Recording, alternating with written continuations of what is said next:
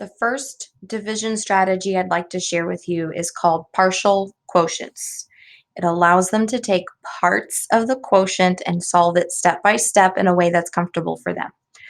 These are not the only factors that we can use, but these are the factors that are most comfortable and most accessible for majority of students within your class. Students that need to stick with these will.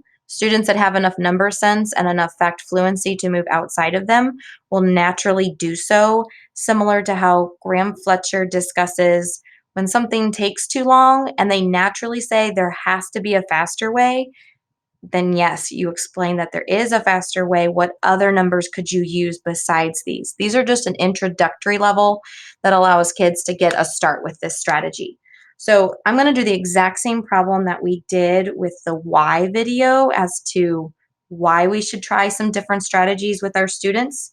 So we're going to use the strategy, the problem 864, and we're going to divide by 16.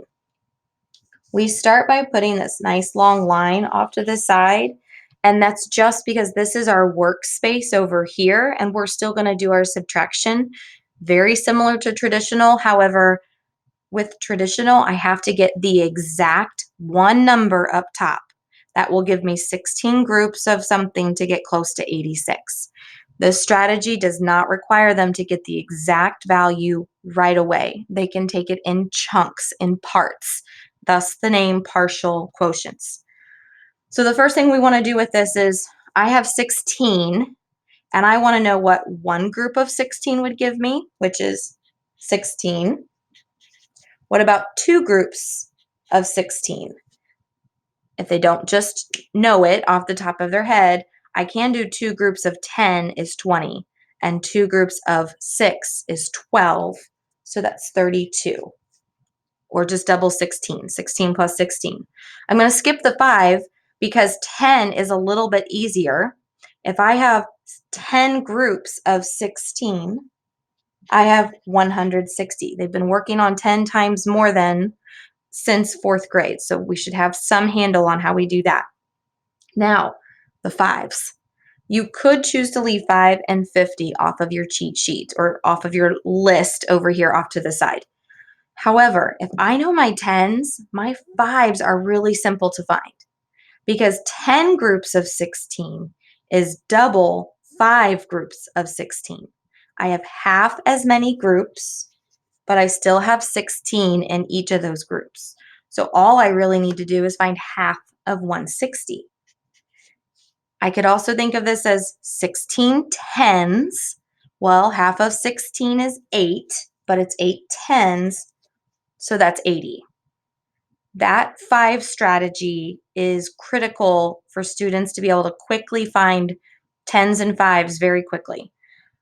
My 20, I can look at my 2 groups of 32 because now I have 20 groups, so it's 10 times more. That would be 320. If I did do my 5s, again, it's just 10 times more, so it's 800. And 100 times 16 is 1,600. Whoa, I only need to get to 864. There is no need for me to go any further than that because those numbers are just too big or too great.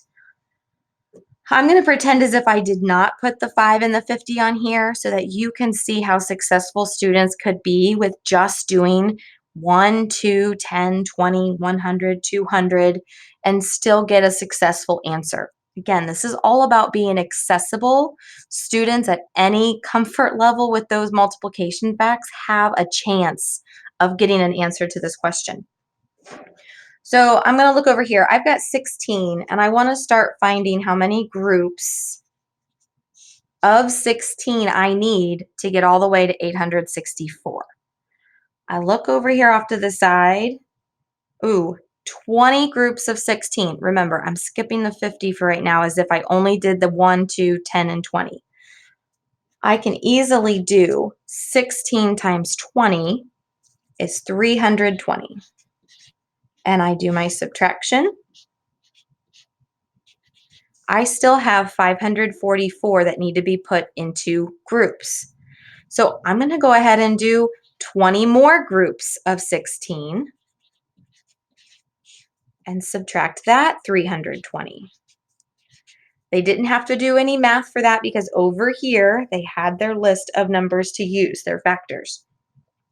Well, 224, 320 is going to be too big this time. So I'm just going to go up to my 10 and do 10 more groups of 16.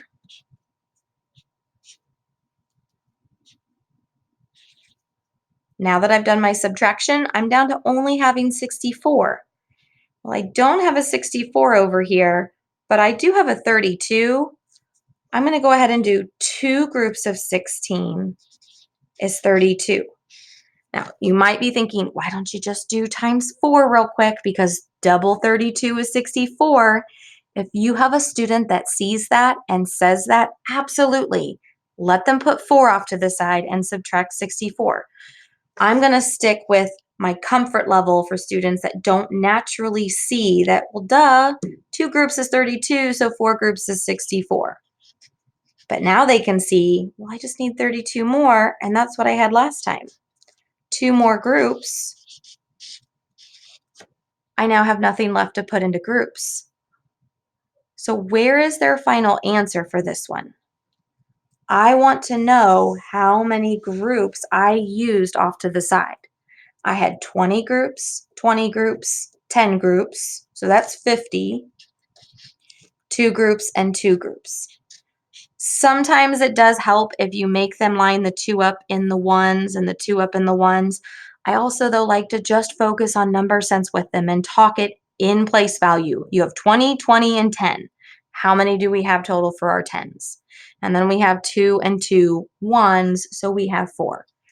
My final answer is right here. It took 54 groups of 16 to get exactly 864. Again, same exact answer. I know it appears that, gosh, but look at all this extra work they did off to here. That's the number one argument against this. If they're comfortable with the work, they're confident, and they're successful, what is the big deal? They're way more likely to do steps that they're comfortable and confident with than they are to get frustrated with this and give up because I don't know how to do all of these different facts off to the side, or I just don't want to do all of these different facts off to the side to figure out simply that 16 times 5 is my number. There's more number sense. This is based on place value, not so much on a procedural step-by-step and getting one exact number that's the only right number each time you do another step.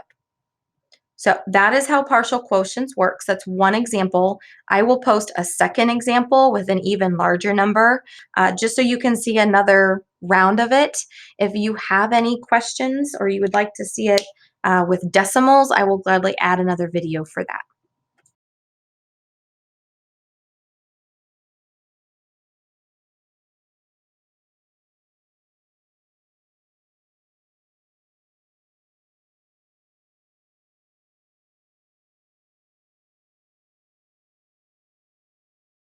There's less thinking,